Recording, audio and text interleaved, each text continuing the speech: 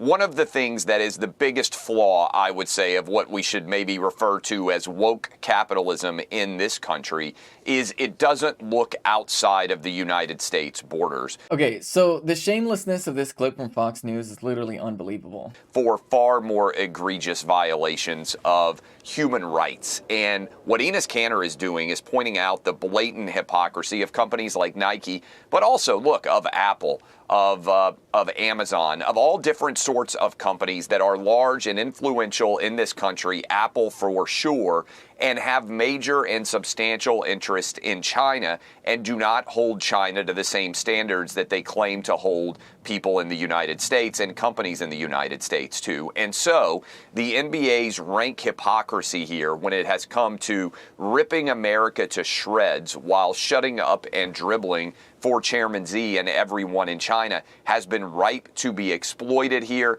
I give credit to Enes Kanter for succinctly, cogently, and intelligently ripping that dichotomy, that hypocrisy, and I hope others in the NBA will join him in speaking out against China. Okay, so Fox News here is trying to criticize woke capitalism by saying that, oh, you know, all of these companies, they claim to care about all these things here in the United States, but they don't care about these way more important other things that are happening in other countries like China. And I need you to hold on to this for a second. Now, there have been a lot of claims that have been made against China, specifically regarding human rights violation. And we just need to make something clear right out of the gate. The United Nations Human Rights Council actually voted fairly recently to not even move forward with arguments on this because the majority of the countries that voted said that the United States and Western countries were fabricating lies about China. Now, it is my understanding that China does in fact use prison labor, but here's the thing. If you have a problem with a country using prison labor, which I personally do, I think prison labor is bad. Nobody's going to say China's utopia. But I think there's another country that uses a heck of a lot of prison labor that maybe we could focus our attention on. We also have to point out that Nike is literally an American company. I mean, seriously. If we have an issue with how Nike is treating their employees, why is the go-to to just blame China when they are literally headquartered here in the United States of America? And that goes with literally all of the other things these people are saying too. They're talking about oh, you know, China discriminating against LGBTQ folks. And that's another one that is just deeply, deeply ironic coming from Fox News. I mean, there are literally several states that are actively trying to ban trans people from just literally being in public. Meanwhile, China's actually moving forward when it comes to queer rights. I mean, not only is one of China's biggest celebrities a trans woman, but they've also in recent years been opening up gender clinics for children. Not to mention the fact that systemic homelessness and hate crimes aren't really a thing against queer people in China. Sure, there's discrimination, but if you look at the material impacts, trans people are literally just not dying in the same rates and ways in China as they are in the United States. You know, without the systemic homelessness, without the systemic hate crimes, it's just a completely different landscape in China than it is in the United States. But the hypocrisy is literally so clear and obvious because Fox News is literally in the middle of advocating for banning queer people from public spaces. I mean, literally in Florida, they have took basically all of the books off of the shelves just in case any book is slightly too gay for elementary school children to read or whatever. Because heaven forbid a children's book have a character that has two dads or something. But all that ties into stuff just like this with Matt Gaetz right here. And our Pledge of Allegiance is a national symbol of pride and unity.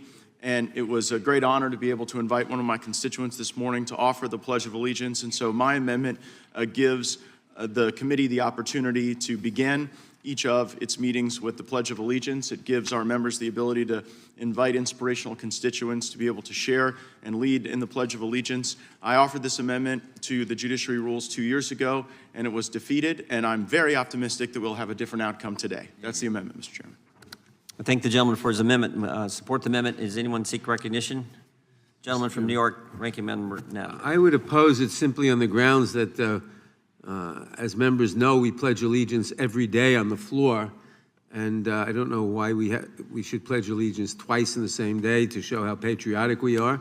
Yes, Matt Gaetz, just needlessly, for whatever reason, deciding to say, well, we should say the Pledge of Allegiance an extra time every time. It's just this weird, like, jingoistic nonsense that these Republicans are pushing. Like, fundamentally, they don't actually care about human rights abuses, they don't care about the conditions for workers. All they care about is themselves and their businesses in the United States. Which is why you have, for example, large solar manufacturers in the United States and Australia that are trying to push specific claims on China regarding their manufacturing processes for solar panels, because they don't actually care about whatever potential human rights violations they say are happening. What they really care about is getting greater global market share for their solar panels and trying to undercut China's solar panel exports. And that's exactly what these like Fox News people are doing. It's just this sheer hypocrisy that's like fundamentally ridiculous. If they actually cared about human rights, they could focus on the United States, which has the largest prison population in the world and does use prison labor, which is, by the way, forced labor. That is the exception to the whole slavery rule in the Constitution, is if somebody's punished for a crime. So our Constitution literally recognizes it as slavery. But the whole notion of like woke capitalism from these Republicans is already just a joke to start off with. Because the whole premise of capitalism is exploitation. It's literally millionaires and billionaires getting wealthy off of the work of other people. There's nothing woke about that, especially when you consider the fact that it is Western democracies, these wealthy capitalist countries, that have actively been spreading white supremacy around the world.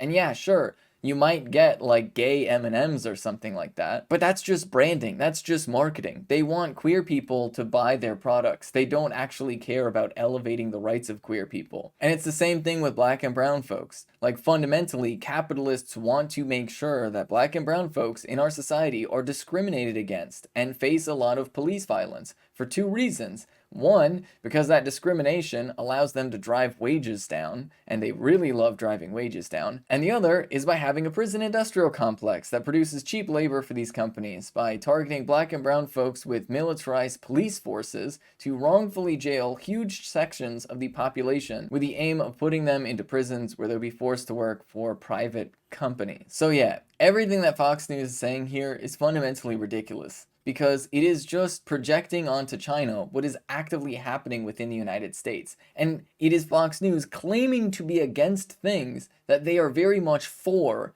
inside of the United States. Fox News loves prison labor. They love discrimination against queer folks. And they definitely love the fact that the United States surveillance state does in fact target Muslims to an unbelievable degree. I mean, literally, there were like toddlers on the no-fly list. So Fox News can really spare me with their fake concern about human rights. And if you're somebody inside the United States that cares about human rights, I highly recommend you focus your time on the country that you actually live in. Because we have a ton of work to do here, and the good news is we can actually have a material impact inside of the United States. If you're a regular person, there's literally nothing that you can do to change the conditions of living for people in like other countries outside of just undermining the United States' ability to use military imperialism to subject other countries to brutal suffering and extremely low wages.